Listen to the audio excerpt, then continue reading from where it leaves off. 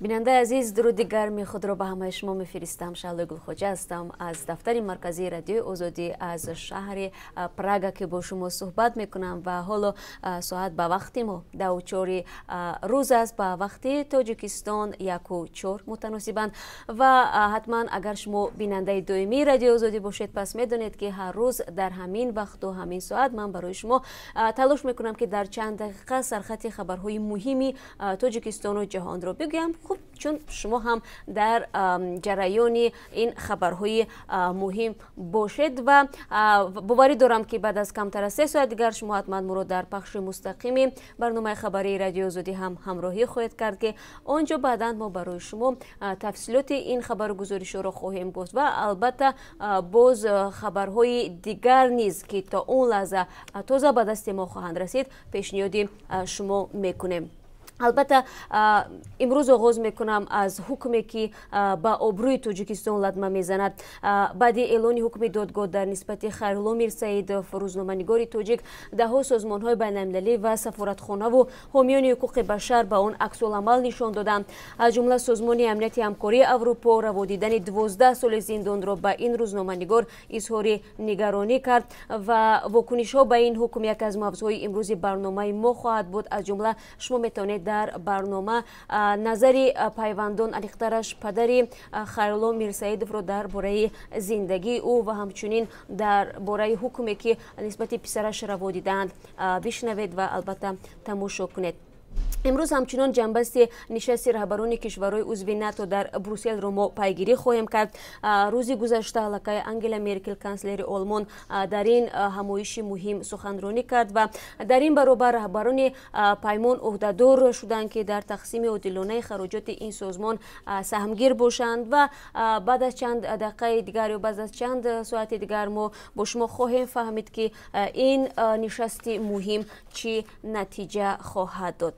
رهایی بعد از 12 روز اسارت در غار تاریک، مقامات تایلند نخستین نوارهای فوتبالبازان نورس نجات یافته را منتشر کردند. بنابر بارشات آنها بیش از 10 روز در غار پر آب بند مانده بودند و اخیراً در پی یک عملیات خطرناک همه آنها بیرون آورده شدند. در برنامه خبری شما نیز دوستان عزیز می توانید این کودکان را ببینید که حالا در بیمارستان تحت مراقبت پزشکان قرار دارند. آب در کوزه و ما تشنه لبان می‌گردیم، در حالی که تقریباً 60% آب آسیای مرکزی از تاجیکستان سرچشمه میگیرد. در برخی محله‌های شهر دوشنبه ساکنان ماه‌ها به آب دسترسی ندارند و باز هم همین آب باعث می شود که آنها به یکدیگر دست به گریبان می شوند.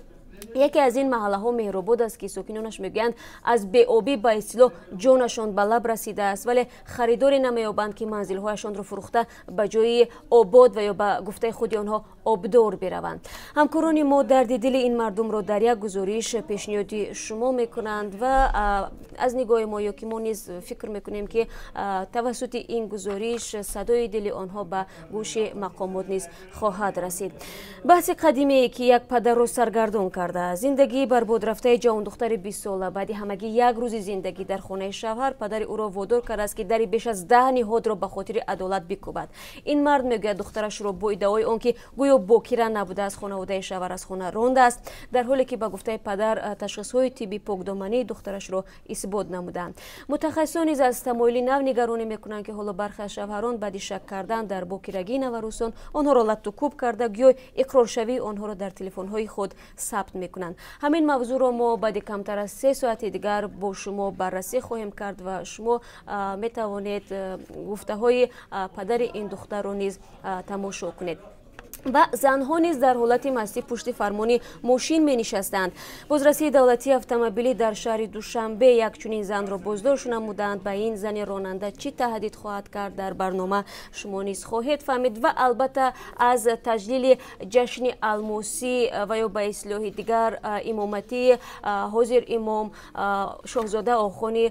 چهارم که پیشوای اسماعیلیون جهان است و در دوشنبه تجلیل کرده شد برای شما ما خبر خواهیم داد و نوارها را از جریان جشنگیری این سنه برای شما ما پیشنهاد خواهیم کرد و البته تا آن زمان اگر بیننده بنهایت گرامی ما شما خبر و یا نوار و یا عکس داشته باشید می توانید به رادیو آزادی بفرستید و شماره زیادی شما از ما میپرسید که با کدام رقم. من کوشش میکنم در هر برنامه برای شما تکرار بکنم رقم های وایبر، واتساپ و ایموی رادیو آزادی رو و این بار هم میگم نوشته کنید 420 724 053 959 420 724 053 959. با همین یک رقم شما میتونید به شبکه‌های اجتماعی رادیو آزادی پیوست شوید و هر موادی که دارید و یا هر یک خبری که دارید با ما در میان بگذارید و اگر داخل شدن به شبکه اجتماعی برای شما مشکل بود، منظورم ایمو، وایبر و واتساپ است، پس میتوانید راحت به صفحه رادیو آزادی در ادنا کلاسنیک و فیسبوک نیز بنویسید که اونجا همکاران ما حتما هر نوشته شما رو میخونند و تلاش میکنند که به شما پاسخ بگویند. تشکر میگم که این چند دقیقه خود را برای ما بخشیدید و همه شما عزیزان را من بعد از کمتر از 3 ساعت دیگر در پخش مستقیم برنامه خبری منتظر می شوم.